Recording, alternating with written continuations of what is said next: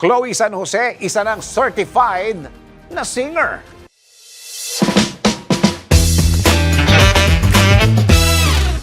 Para sa aking balitang showbiz, isa ng certified na singer ang girlfriend ni Carlos Yulo na si Chloe San Jose. Nakatakda ng i-launch ang debut single ni Chloe na may pamagat na FRFR o For Real sa ilalim ng label na Star Pop. Ayon kay Chloe, laman ng kanyang single ang pagiging totoo at authentic niya sa mga tao at sa kanyang sarili, kung kaya't ito ang naging title ng kanyang first single. Sinabi pa ng dalaga na matagal na niyang inaasam-asam na maging isang singer. As a matter of fact umano, 9 na taong gulang pa lamang siya ay gumagawa na siya ng cover ng mga kanta at ina-upload niya ito sa kanyang YouTube channel. Ginawa niya raw ito noon for fun lang, pero mula na mag 16 years old daw siya ay naging seryoso na siya sa pagko-cover ng mga kanta. Nakapag-guest na rin daw siya sa I Want ASAP at 2 beses sa production na ASAP mismo. Kinumpirma din ni Chloe na kasunod ang pag-release niya ng kanyang single album ay ang full album na mismo ngayong taon din, kung saan mayroon itong 7 kanta pero wala pa raw siyang date na maibibigay kung kailan ito lalabas.